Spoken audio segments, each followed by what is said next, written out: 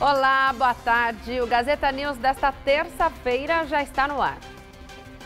5 pessoas foram presas por suspeita de responsabilidade na tragédia em Brumadinho, Minas Gerais. As vítimas, a Vale confirmou que vai doar R$100 mil a cada família, além dos valores que forem estipulados para indenização. Em São Paulo, foram presos 2 engenheiros que prestavam serviço para a Vale. Em Minas, outros 3 funcionários da mineradora. Os investigadores apuram se documentos feitos por empresas contratadas pela Vale e que atestavam a segurança da barragem que se rompeu foram de alguma maneira fraudados. Na decisão sobre a prisão temporária das 5 pessoas, a juíza Perla Saliba Brito, do Tribunal de Justiça de Minas Gerais, afirmou que o rompimento da barragem poderia ter sido evitado. A magistrada ressaltou que, segundo especialistas, há sensores capazes de captar com antecedência sinais de rompimento dessas estruturas.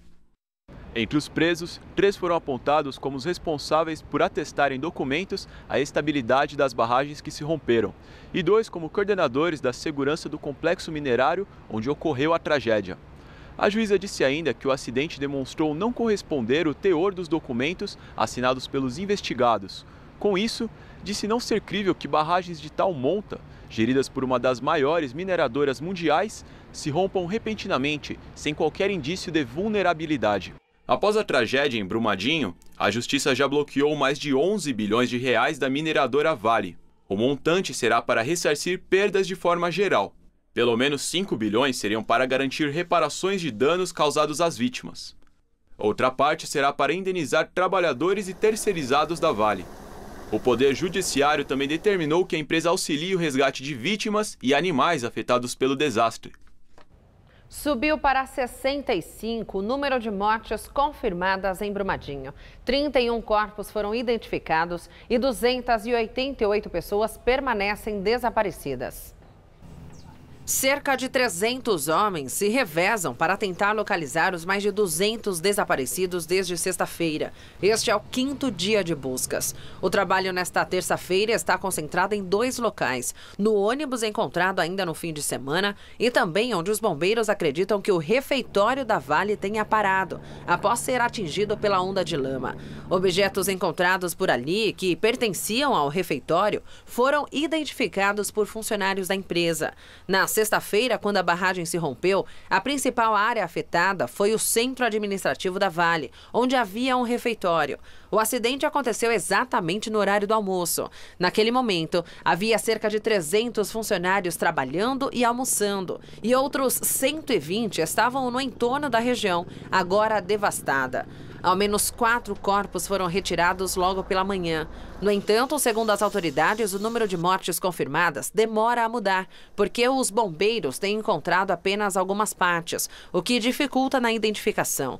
2 pessoas foram presas por suspeita de saquear as casas abandonadas pelas vítimas. Por isso, mais de 300 PMs mineiros foram deslocados para Brumadinho. Amanhã devem chegar outros 400. Do estado de São Paulo, seguiram hoje 37 bombeiros, 2 helicópteros e cães farejadores, além de viaturas, drones e equipamentos. Mais de 26 animais foram resgatados com vida. O desastre de Brumadinho destruiu 125 hectares de floresta. A lama não é tóxica, mas pode diminuir e muito a quantidade de oxigênio disponível, o que significa uma ameaça à fauna e à flora aquática. Ainda é difícil calcular o exato impacto ambiental para toda a região. O tenente Pedro Ayara, porta-voz dos bombeiros, falou ainda sobre o estado da barragem. Segundo ele, a situação se encontra estável e não existe risco. Após a cirurgia de ontem para a retirada da bolsa de colostomia, o presidente Jair Bolsonaro permanece internado na UTI do Hospital Albert Einstein, em São Paulo. O quadro de saúde dele é estável, mas as visitas, por enquanto, estão restritas.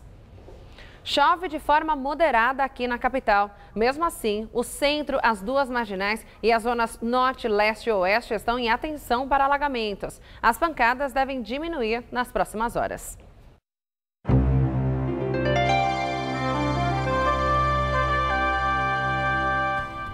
Para amanhã, a previsão é a de que quase todas as cidades do estado fiquem sem instabilidades.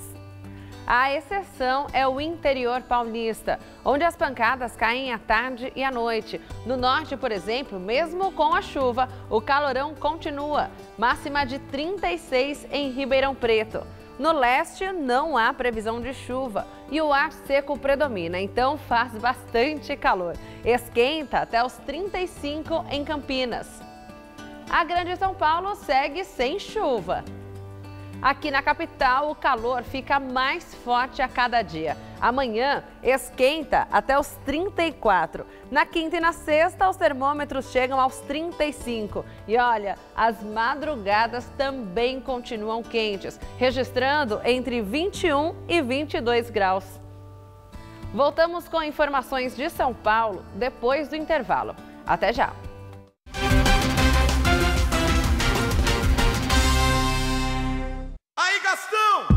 Tomando o seu banho, cantando no chuveiro. Não economiza água, vai gastando o dia inteiro. Na piscina ou no banheiro, com a mangueira ou com o chuveiro. Bote a mão na consciência, você é um cara maneiro. Essa água ostentação não combina com verão.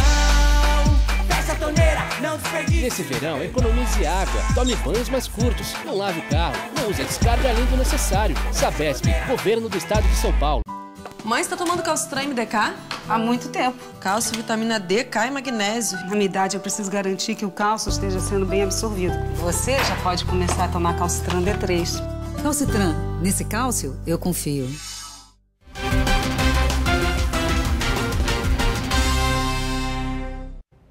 Estamos de volta para falar de um feminicídio dentro de uma cadeia no interior paulista. Tudo aconteceu no último domingo, durante uma visita íntima, no Centro de Detenção Provisória de Jundiaí.